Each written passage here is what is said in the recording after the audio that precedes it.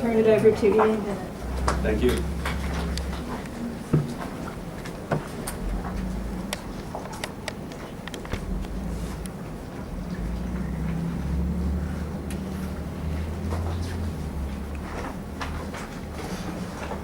Good morning, ladies and gentlemen. Thank you for inviting me to speak here today. I'm probably the only person in the room that does not manufacture, trade, sell, talk about perlite. I was reading the website on the Institute, and I did find that I have used Solvol. So it is one product that comes out of your industry that I do have an understanding of. But what I'm talking about today is to basically give you an introduction to Australia for those ones that have not been here before, give you an understanding about your host country and some of the interesting things that have placed us in the right position in the world right now.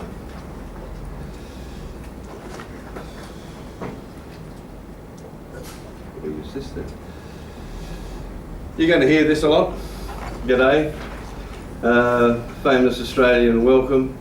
It does mean good day, but it's used in the evening, it's used in the morning, it's used any time of the time you like.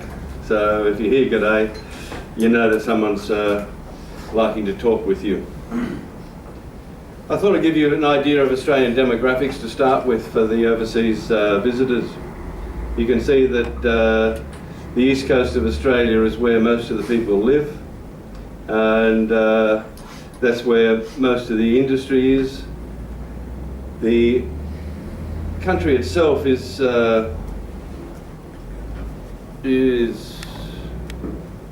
interesting. A lot of people think it's a very big country with lots of people in it, but if we go from here basically around to there, you've probably got 70% of the Australian population living on the coast. We'll talk about what's in the middle. Obviously this is the mineral areas, grain, and so Australia is a large country. If you fly from Sydney across to Perth, about 5 hours, you're flown over basically desert. We regularly have European delegations coming to us for overviews, and we say, if you've flown from 5 hours from Ankara, where are you? Probably in the Atlantic Ocean. And you've probably covered about 5 or 6, 7, 8 countries. So that's the width and the breadth of Australia. Australia is very seasonal. This is northern Queensland a couple of years ago. So it wasn't only the residentials that got flooded and beaten around by cyclones. It was all over Australia. Now, one thing you'll find that when you travel through Australia, Australians have a great sense of humour. Don't mistake it for not being serious in business, but even in the middle of a calamity, someone's just got to have their coffee in the morning. The industry went under as well, so you can imagine if you're a manufacturer, you're industrial, what sort of damage that has done to your business. At the same time, in Western Australia, it was on fire. So it doesn't matter where it is in Australia, there's probably some climatic catastrophe happening. Sydney, New South Wales is now moving into our bushfire season. They started last weekend, and we're going to have a dry, hot, burny summer. That's the middle of Australia. That's where you fly across. It's desert. There's probably 2 or 3 million camels, 400 or 500 million, not 100 million, 40 to 50 million kangaroos just floating around in the middle there, not doing much at all. You will find some opal miners hiding under the ground, but in the main body, it's desert. Australia is being one of the driest continents in the world, so I guess we've got to have a desert. Just some overview, very quick figures. I'm not going to give you many today. You can read those. It's It's quite a high GDP, it's a good place to live, and we're pretty competitive even though we're at the bottom of the world. For people who don't know, we have about 2.3 million business operators.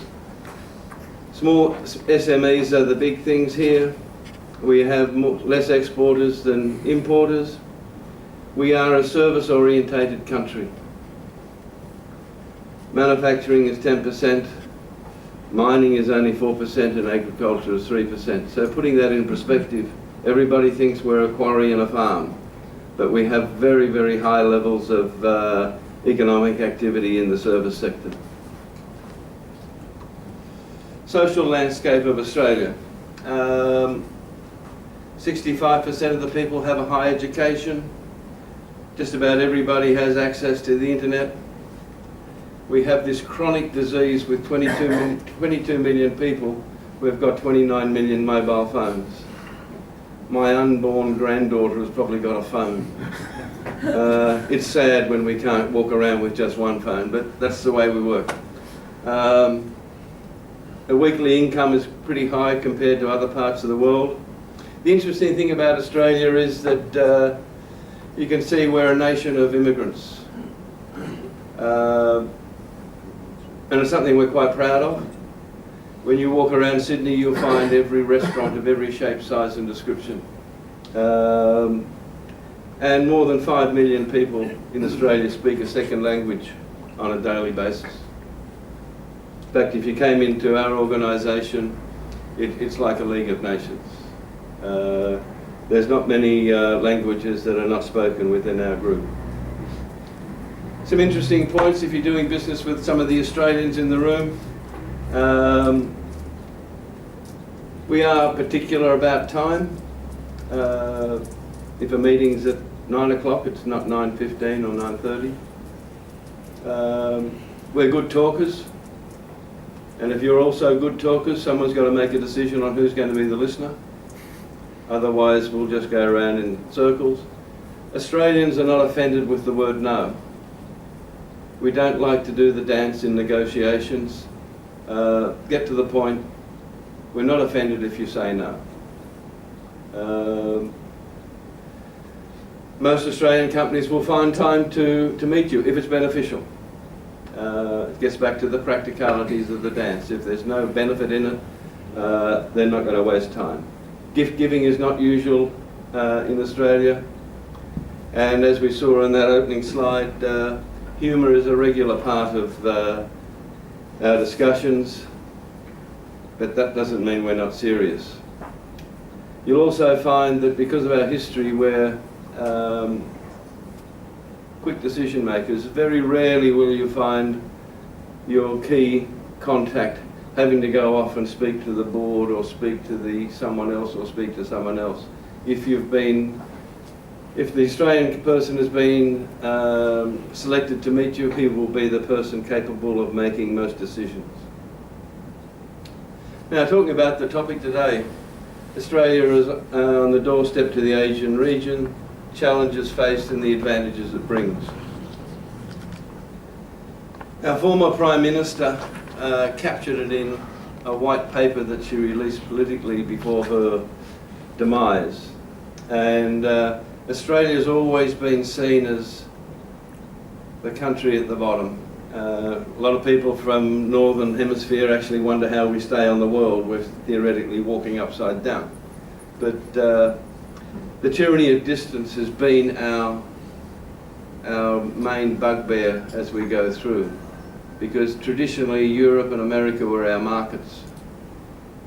Now Asia is in our market, and for the first time the tyranny of distance is actually replaced by the prospects of proximity.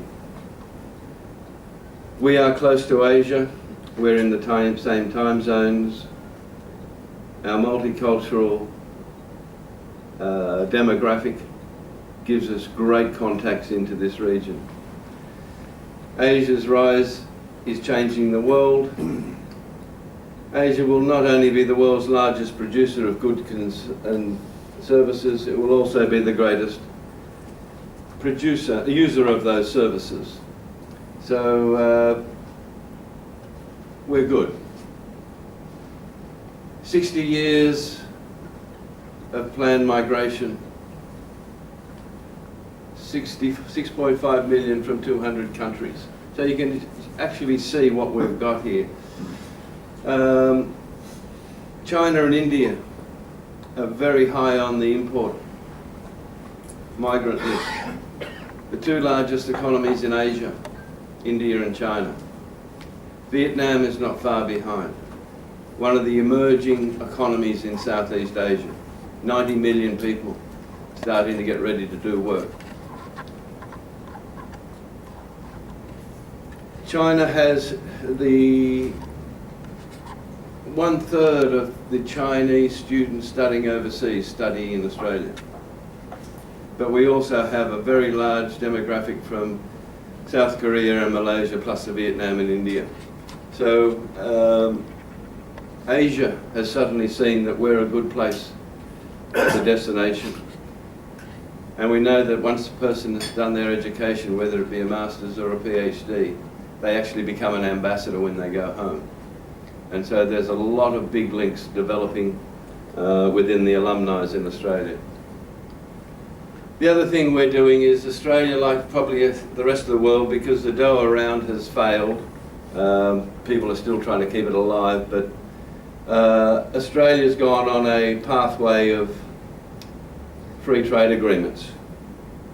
The ASEAN one, if we know what ASEAN is, that's the 10 countries just north of Australia, basically known as Southeast Asia. That's a multilateral 12-country free trade agreement. Chile, New Zealand, United States, we've got free trade agreements with. Malaysia, Singapore and Thailand, we've got bilaterals with. And it's the start of a noodle bowl. As you can see, trade is becoming more complex, and understanding how these free trade agreements interact. Think about sourcing, think about manufacturing, think about distribution channels, how things really work, and the advantages that are sitting behind these free trade agreements. We've also got trade agreements under negotiation with China, India, Japan, Korea. We're enhancing our relationship with Indonesia. We're going into some of these really, really complex free trade agreements, as you can see there, and as you can see the Trans-Pacific Partnership, which is the one coming off the production line probably first, includes a disparate group of countries like Brunei with just under 500,000 people, and the US with 300 million people, so we're 330 million people. So there's some very interesting dynamics here, and it's very important that Australian companies actually think about how these agreements will affect you. For overseas companies, the competitive advantage Australia will now have with these free trade agreements. Right now, if we go into certain countries like Indonesia or Thailand, the Americans do not have an equal footing. If we look at where Chile goes, Chile has, I think, 76 free trade agreements. So there's a level playing field. So some of these free trade agreements gives us a level playing field. Sometimes it gives us a substantial advantage, and I can assure you that some of the duty rates on some of the products, we actually in Australia have a competitive advantage of up to 30% in some cases. So once again, think about your logistics, your distribution chains, your sourcing, and how you're going to integrate into this gigantic market sitting above Australia. Australia is China's largest. China is Australia's largest trading partner. We're one of the few countries in the world that actually has a positive balance of trade. That's because of the mining, agriculture and education. We've been integrated with the Chinese community going right back to the 1850s when the Chinese first migrated during the gold rush days. Today's trade is also driven by overseas students and tourists. Next year, China will have the largest number of tourists coming to Australia out of our inbound demographic. 120,000 students currently, right now, studying in Australia.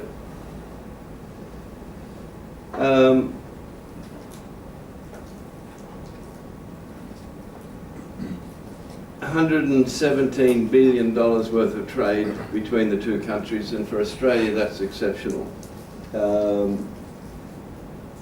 China relies us on gas and minerals. They're now starting to rely on us for raw materials in food production. But our relationship with China helped us escape the global meltdown.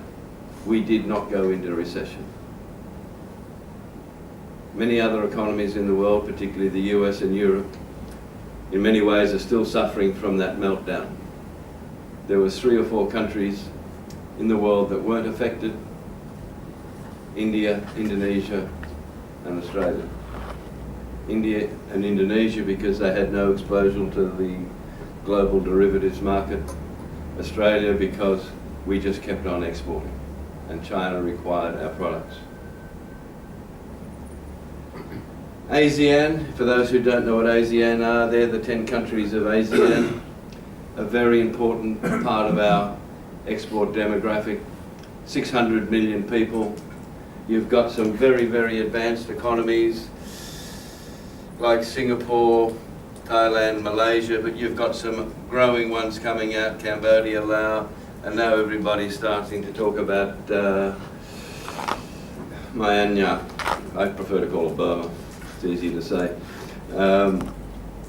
Everybody seems to think that Burma's the place to go these days.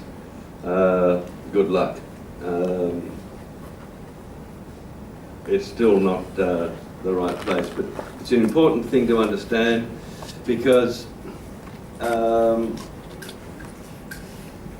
they're our next door neighbours. When we go to bed at night, they're going to be there. When we wake up in the morning, they're going to be there. We are very interested in getting into that 2,600,000,000,000 economic community. They need a lot of things. There's infrastructure development, there's manufacturing demand, there's agricultural demand. They're looking for new ways. They don't want to actually start in the old system. They actually want to start with the latest technologies, the latest green, the latest economic, and the latest innovative type products. So as those sort of things are fitting into your space of your product lines and your development, this is where the first door you should be knocking on. The ASEAN itself, through our multilateral free trade agreement, has brought us into their economy. We also have, once again, our ambassadors coming in here, 100,000 students from the ASEAN sector, not from China, not from India, but coming in from ASEAN. They're studying in Australian tertiary institutes. So once again, the silent ambassador moving home after a great experience in Australia. And they make up more than 20% of the total student enrolments in tertiary educations in Australia. The next big place is India. India has its ups and downs, but there are many complementarities between our two nations. Our trade is growing exponentially again. There's heavy investment from India into the coal industry in Australia. They're moving into agriculture, IT, and once again forging these links. The other interesting thing for people who don't know, there is a very quiet group of organisations, the Indian Ocean Rim countries. As you can see, there are absolutely, I think the probably word is weird, group of nations that have got together to try and form an APEC, like the Asia Pacific Economic Conference. Now they're going to start to move. We're very fortunate that India had the chair of this group for the last 2 years. It'll pass to Australia later this year for 2 years, and then it'll pass to Indonesia for another 2 years. Unfortunately, prior to India taking the chair, it had been held by Yemen and Iran, which were probably not in a position to do anything constructive to build this group. But now three pretty buoyant, well-structured nations of India, Australia and Indonesia will see to start to move this organisation through. We'll start to see it being put on the map, which once again gives Australian companies entry into new markets that are not traditionally sitting with us. The interesting thing is that you've got Indonesia, you've got Thailand, and Malaysia, who are part of another group of nations, another collective bloc of APEC. They sit within ASEAN, so these blocks are now merging to create opportunities, and we're sitting in the right spot to take advantage of all these developments. What does all this mean? As we go back to the original comment, Australia will not only be the largest producers of goods and services, it will also be the largest consumer of them. For once, we're, as I said, in the right spot. The focus should be in Asia. Australia's future is in Greater Asia, and a lot more companies are now coming to Australia as a stepping stone to launch into these markets. We have the cultural ties, we have the language and cultural skills embedded into Australia. We're in the same time zones. We travel there very quickly. We have the ability to give backup, commentary, assistance in real time. For example, we have an office in New Delhi, and I know that from 12 o'clock onwards, we're live. We will have offices in Shanghai, and we will be live probably 6 hours, 7 hours of the Australian working day. We have all the communication skills to work in all these nations sitting above us. And we have a great reputation of being straightforward yet culturally sensitive to our Asian partners. So once again, Australia is just sitting there. We know from the work that I do in international trade, we regularly have people from Europe. I notice our colleagues here from Turkey. We've just had a couple of large delegations in from Turkey looking to position Australia as their entry point into Southeast Asia.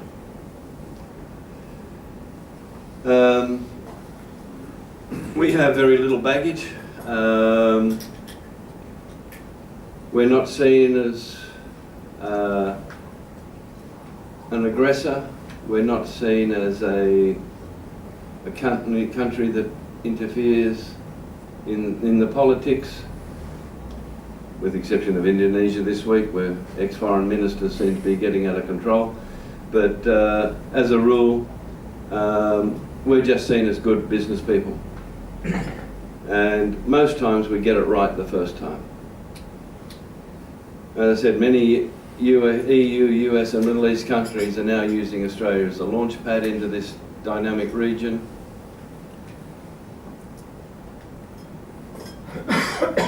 And for the ability of, when you've got 22 million people in a country, and you look at, if you whittle that right down to the companies capable of investing in Southeast Asia, there's very few. Our manufacturing is disappearing, our service industry is growing, but we are still finding ways to find companies to invest in Southeast Asia. They're extending their own tentacles into this region, but we are now, this is where we buy and this is where we sell. The European markets and the US markets are probably good for some of the very larger enterprises. The US market becomes very complex with all its regulatory issues. just getting things across the border with Homeland Security itself is a built-in nightmare. EU is meant to be a level playing field, but it's probably got more mountains and gullies in it than anything else you want to do. And once again, they're not in the same time zones. And it makes it difficult. For the number of Australian exporters, we're quite happy to look at Asia. Now, just for a bit of information about us itself, even though I come under the brand of Australian Business Consulting and Solutions, we are actually the New South Wales Business Chamber. We are the largest chamber in Australia. We started back in 1825. We actually had a constitution 75 years before Australia did. We absorbed all the various chambers in New South Wales, and we're starting to move into Queensland as a chamber movement. That's how many members we have for a chamber, having 700 staff. If anybody belongs to their local chamber back home, 700 staff for a chamber is pretty substantial. In Australia, for the European people here, it's not mandatory to belong to a chamber. It's self-selection. We actually have salesmen who sells membership. We'd love to have the European or the Middle East model where you must join to do business. Our membership would be pretty extensive. I actually visited the Istanbul chamber once, and I said, "How many members you got?" 350,000. I said, "Oh, wow." But here it's voluntary. What do? We just about do everything in Consulting and Solutions division. All the products are built in-house to help our members do better business. I'll leave a copy of this presentation here for everybody if they should want to do it. We're based across the other side of the Harbour Bridge, just on the other side at North Sydney, which is, for those people, an extension of the CBD here. And thank you. And,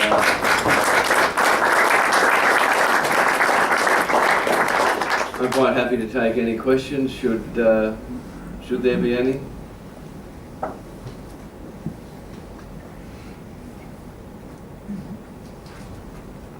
Well, I've moved that through pretty quickly. Thank you for the opportunity of speaking here today.